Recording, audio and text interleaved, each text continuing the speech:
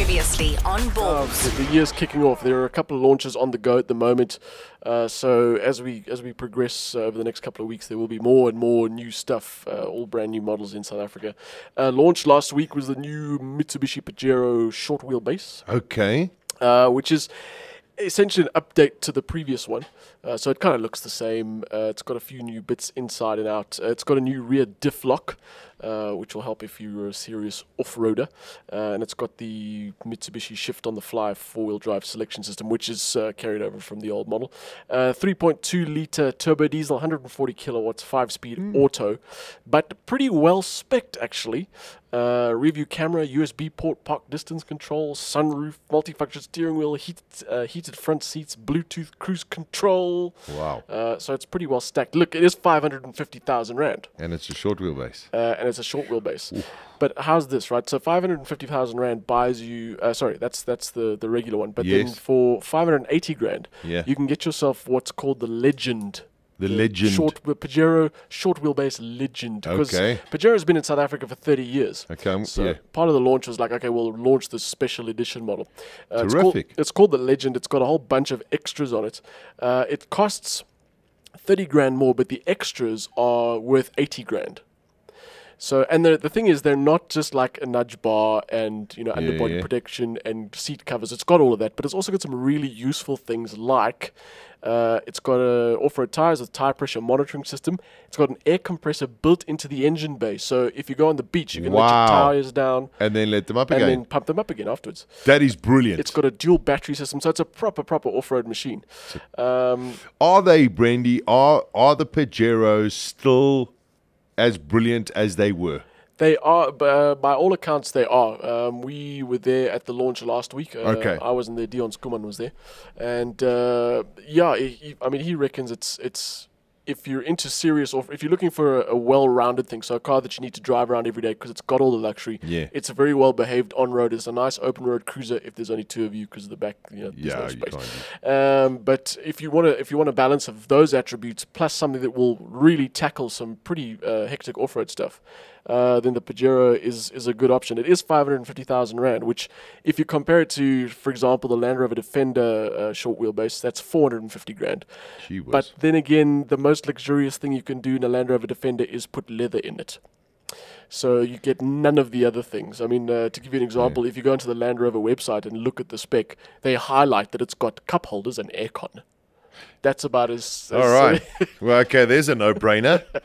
Wow. And then your other option is the Jeep Wrangler Sahara, which is around the same price, but also not as well spec'd. I would suspect not as refined as the short wheelbase Pajero. So, it's a lot of money, but I think you get what you pay for, and it is still a very, very capable machine.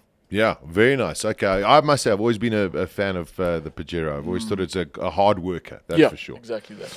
All right, next up, Kia have launched the Cerato Coupe. Yes. And the big news there is nothing other than the fact that it's now got a turbo motor, which of course everybody's jumping up and down about. Thank God at last it's got a turbo. Yes, because a little bit more power. Yes. But good looking. Yeah, I wasn't, you know what, everyone went kind of gaga over the last one, Yeah. which I thought was okay. I just thought there were a few too many 80s style elements in it. It was like very square. The new one is very Kia Cerato, so it's very rounded and quite sleek and quite sexy, actually. So that 1.6-litre motor is 152 kilowatts. You get a 6-speed manual or auto. And it's decent. 0 to 107.4 seconds or 7.7 depending on the gearbox. Top speed 222. Nice. And to give you an idea, the guy who designed it is a guy called Peter Schreier, who is the head designer for Kia and Hyundai, and he just won himself some major award for his contribution to global design. Well done. So Mr. he does know what he's doing. Allegedly. According to the judges of this competition. Terrific. Yeah. And then finally, yes. Yeah, I don't know.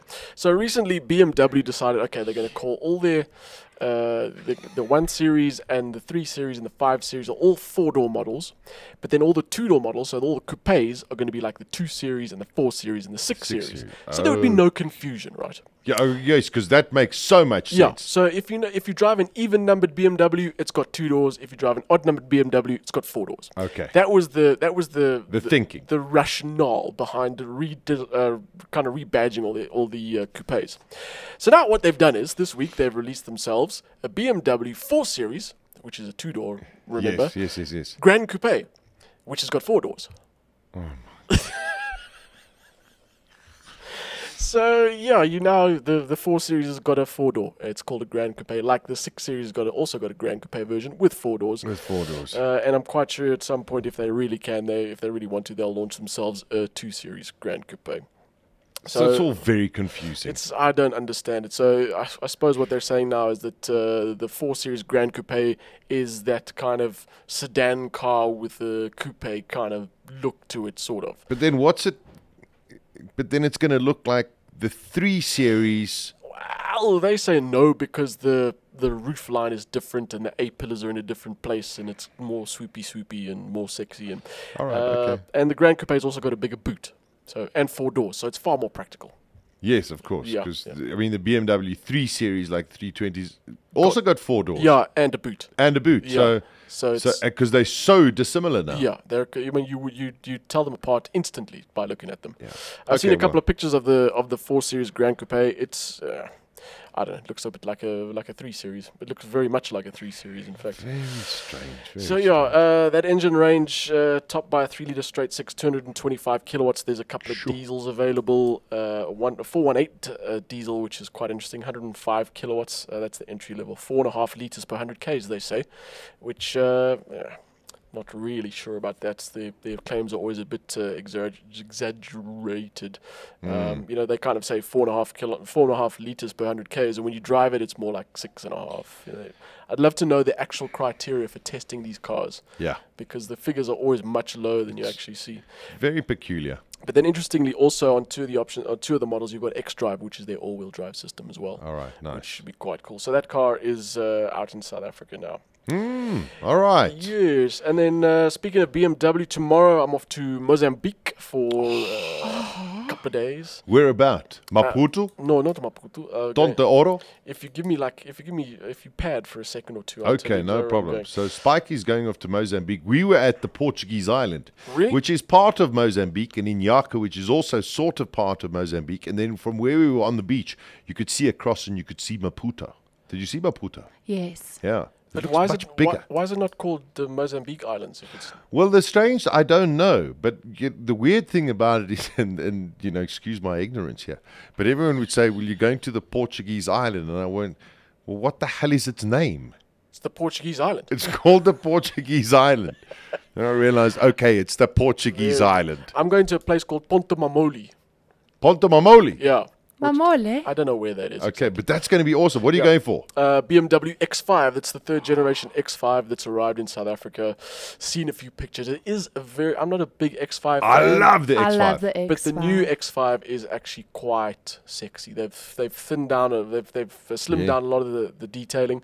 So the tail lights, for example, are a lot less chunky. The front end has borrowed some ideas from the 3 Series. It's a lot slimmer. So it does look very nice. Ooh, lovely.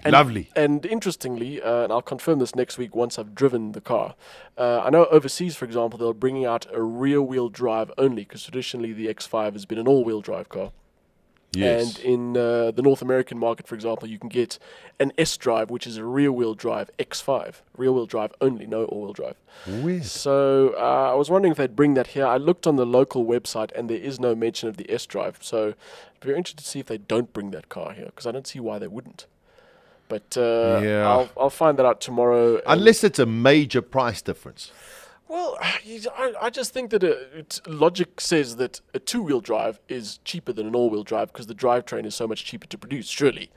Yeah. And in South Africa, how many X5s do you see that go heavy Well, that's what I'm saying. off-roading? No, I'm here. But I mean, if your price is going to be 30,000 Rand difference, it's not going to make no difference. But if there's 100,000 Rand difference between a all-wheel drive and a rear-wheel drive, then that makes sense. Well, so I'll find out all those details tomorrow and Thursday while I'm driving and chilling on the beach. And what's the local beer there in Mozambique?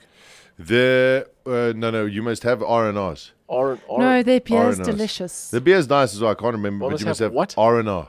R&R. No, you'll die. Tito Pinto. Tito Why- Pinto why- is rum and raspberry. Oh, God, no, I can't have rum. I'll vomit. Yeah, and you must, Yes. if you were in, where did we go to? Ponta d'Ora. Montadoro. This D'Ora. one place, it was just rum. And then- Fernando's. yeah, I know all these places. because they have lots of alcohol. Yes, well, Sure, okay. got to be careful while driving BMW's X5. You know? No, listen, I'm sure you're going to have a brilliant time. I'm very excited to see I'm not even going to look on the website. I want to see it in the flesh. I shall bring some pictures. Maybe I'll snap a quick video for you all next week and just stick it up there. That would be delightful. Alrighty then. All right, Spikey, and anything on the televisions? Yes, tonight on the televisions we've got. Let me think about this very carefully. We've got Daisy driving nothing. a Porsche. Nothing, because RPM is on. In fact, tomorrow night. Tomorrow night. Supersport 8 at 8:30. We've got a full driving review of that new short wheelbase Mitsubishi Pajero. Okay, excellent. And then we drive the special edition, so you'll get to see all of that. We've also got a review of the Ford Tornado, which is the big 8-seater people mover. Oh, wow. Which, despite being an 8-seater people mover, is actually a very nice car. Nice to drive, well-spec'd, very good little car. Plus, we've got some news on a new Bentley. The new Bentley Continental V8S. Oh, okay, yes, because they're trying to do exactly what Lamborghini did. How many derivatives of Bentley Continental can we make? Let's make one with 318 kilowatts, then one with 328 kilowatts, then Yeah. 336 kilowatts, and then 340 kilowatts. And then right towards the run-out, they'll have a whole, special four special editions just to say it's the last of the last of the last of the last. And there won't be another one. Eventually. There we go. Until somebody orders a new one. Anyway, brilliant. Spike Man, as always, my friend, always a treat, always a lot of fun. GearsOnBalls.co.za with Sasha Martinengo and Daisy Fensham. Weekdays 1 p.m. to 3 p.m.